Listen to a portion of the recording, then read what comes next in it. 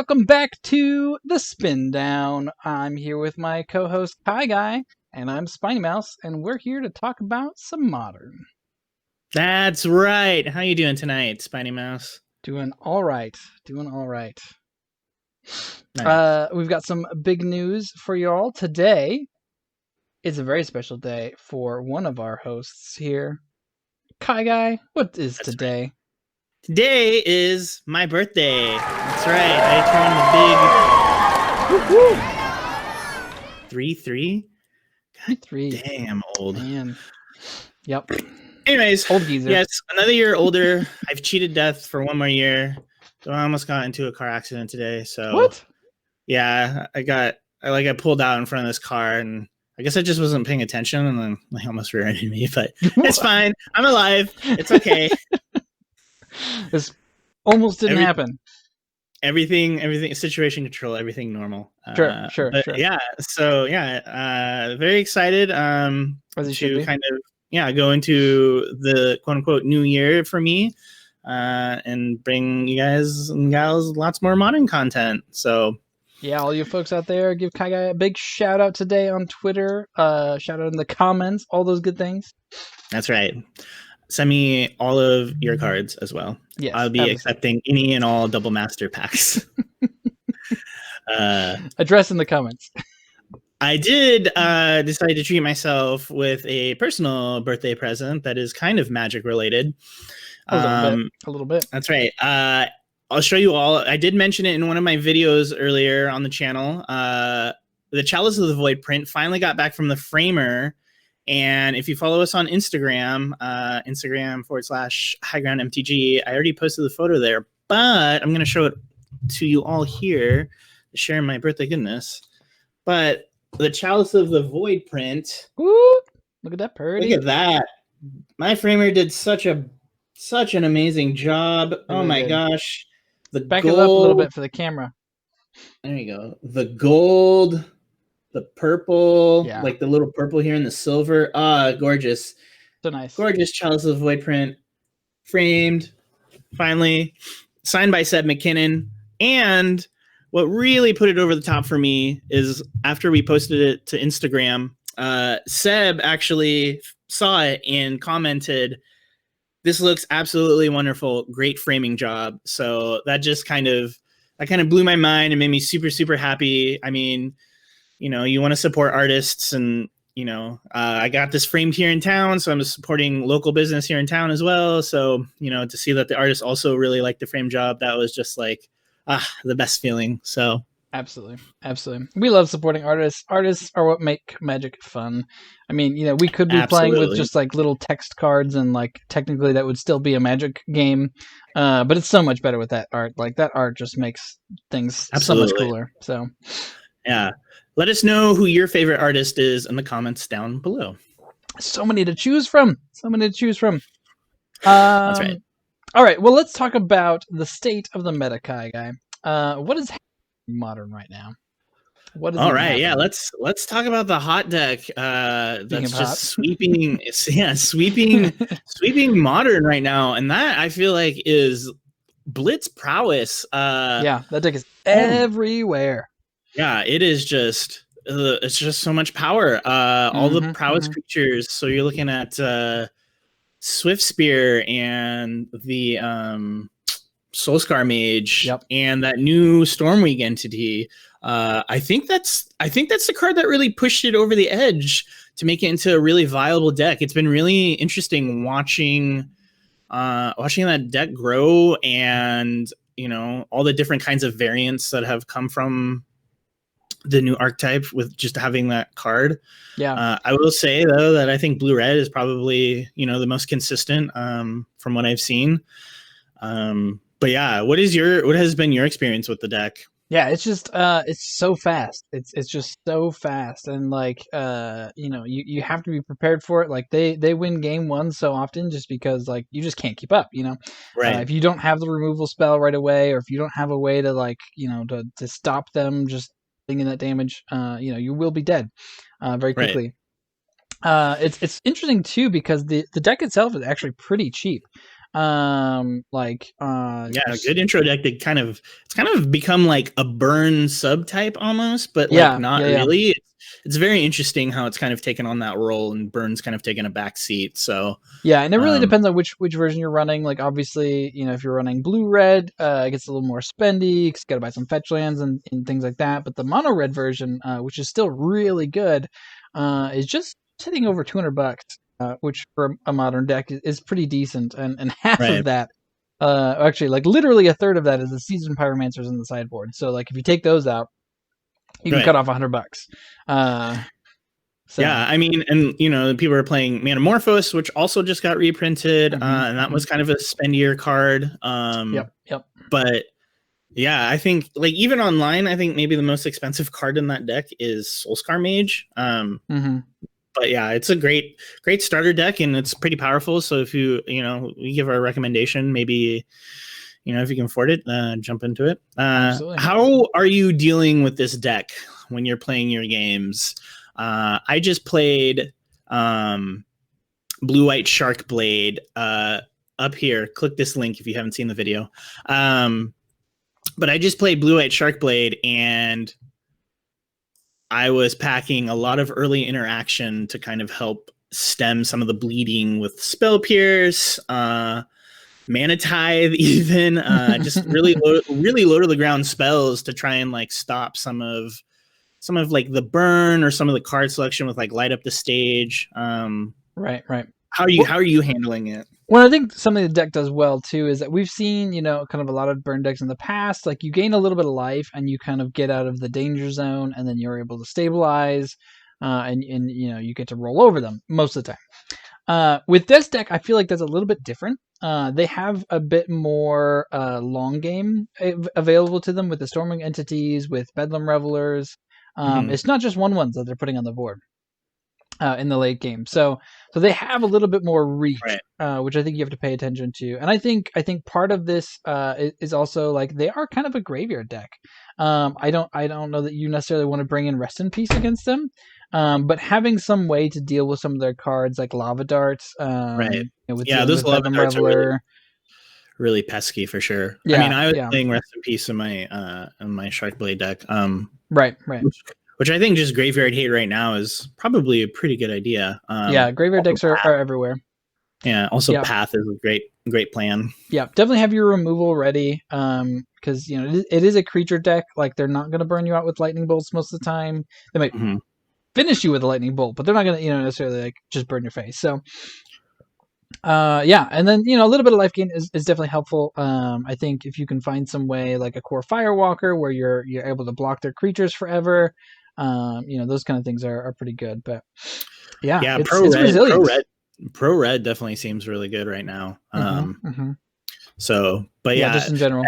But I think that just in general. But like I also think that Stormwing Entity is probably the reason why that, like I said, a deck has been pushed over the edge. So it comes in with a little bit bigger body. It's a little more evasive to.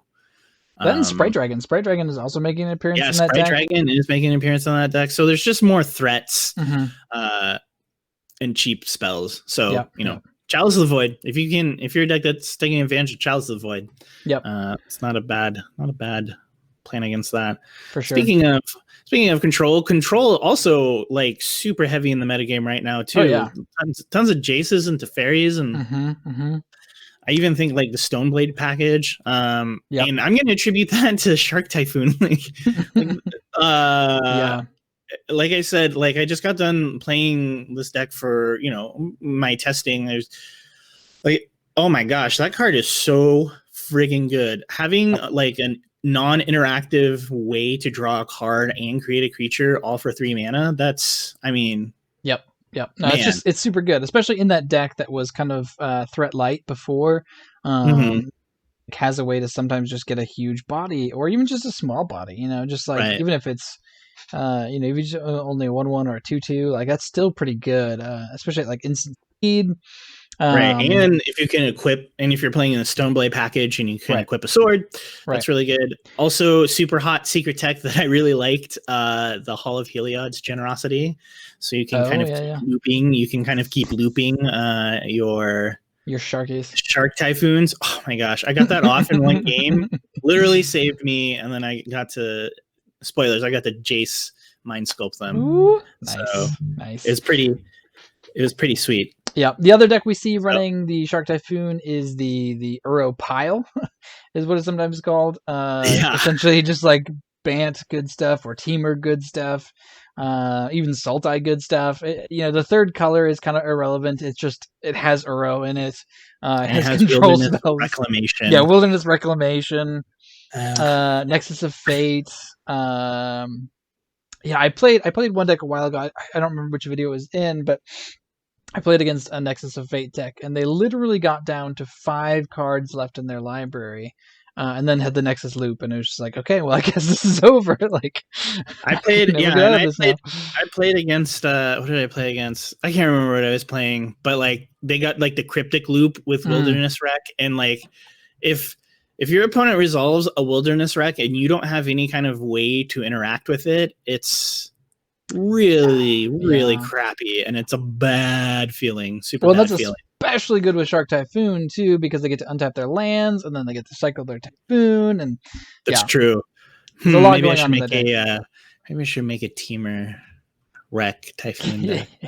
essentially, if you want to beat this deck, pack your Veil of Summers. If you're green, pack your Caverns. If you're not, if you're a creature deck. I don't know. If you're white, even if you're not white, like you want to have some graveyard hate against this, because I think the biggest value is them just being able to double their mana and being able to loop with Cryptic Command. It's so bad. So yeah.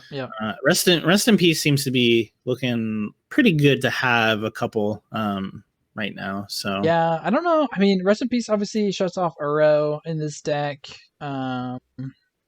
There's not a lot else that they're going out of their graveyards. Most of these decks that I'm seeing are running. So, obviously they can get the Cryptic loop with Mystic Sanctuary, which is disgusting. But yeah, I don't know what you want to bring in. I see they're running Surgical Extraction. I feel like that might actually be better. Not necessarily trying to get rid of their entire graveyard, but if you can just get rid of their Cryptic commands forever, that seems pretty good. Or their Euros. Yeah, or get rid of Uros forever. Like that's certainly worthwhile. I really want a churro. I always want a churro. It's so good. Yeah, so just be aware that deck is out there. It is send me birthday churros.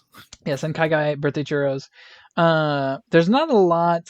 I mean, the deck is still forming. Like the deck is still not solid. Yeah, I think we have, especially like with the bannings that hit standard. And I think, the power level is really high. So like, does it eke itself into modern? Like, I'm surprised that more decks don't kind of do this. But speaking of that kind of brings us to our next topic about standard and modern level. Do you want to tell our lovely nation what? Yeah. So coming down the pipeline, there's a lot of bans happening in standard, a lot of bans happening in Pioneer, and people are, some people are excited about those, some people aren't. So what I decided to do is I was like, you know what, it sucks to have your deck banned out of your favorite format. It sucks to have your favorite deck, and then they take away a card, and now your deck is bad. Right. So I was like, I wonder how many of these decks, because obviously they're too good for the formats they're in. What if you just ported them to Modern? And so we're going to be introducing a new little series called Is This a Modern? And I'm going to take a standard deck or Pioneer deck and put them straight into Modern. Right now I'm just kind of porting them straight across, not tweaking it, not changing it, just taking the stock list and just throwing it into Modern, seeing how it does. I might come up with some more fun rules for that because I think most people aren't necessarily going to straight port it into Modern, but I thought it'd be fun to have it that way, at least for the first couple of decks. Right. Because, maybe you're a standard player and you always want to jump into Modern, and all you have is this deck that just got banned, and so, give it a try. Yeah, and then maybe kind of like, we can figure out possibly the upgrades that you can make to make it right. You can still have the core of the deck, and it should be a fun series. Yeah. Let me know down in the comments if you have any ideas for special rules that I should follow during this deck building process. Because I think, what I don't want to do is I don't want to just like go throw in fetch lands. Now it's a Modern deck. because that's kind of boring. Right. Probably true, but it's kind of boring.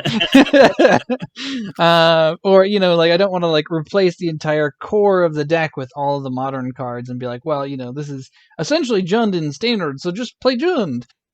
Right. Because that doesn't really help you out either. So I'm trying to think of some good rules that kind of fit the middle there. So we'll be kind of feeling out that whole thing for a little bit. But let me know down in the comments what you think and what I should add as.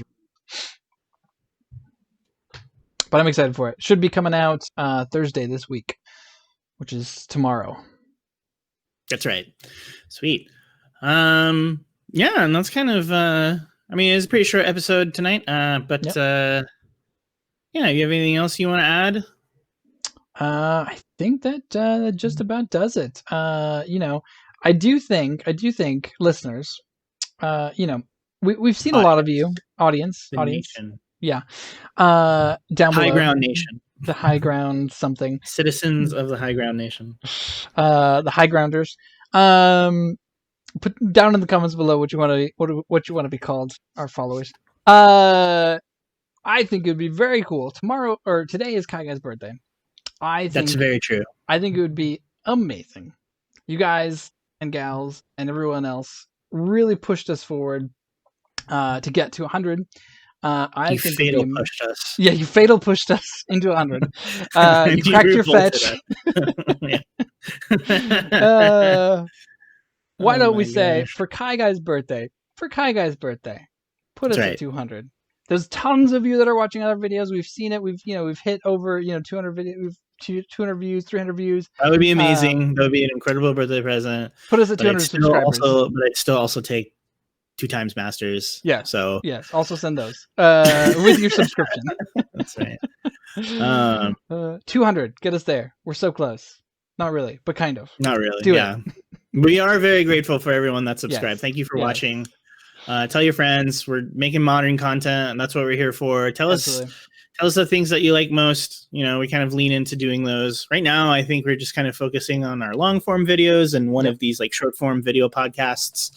But let us know how you feel about the show, how you feel about our content in general. We love getting your feedback. I love all the comments you guys leave, except for you jerks out there. But most of the comments are great, and we love them. Wow, shots fired. Spinymaus, alienating the nation. Right. All right. Well, Kyguy, thanks so much for joining me once again. Mm-hmm. And thanks to you all at home. And remember, make sure you have the high ground. Should have liked, comment, share, and subscribe. Bye-bye from the Kyguy.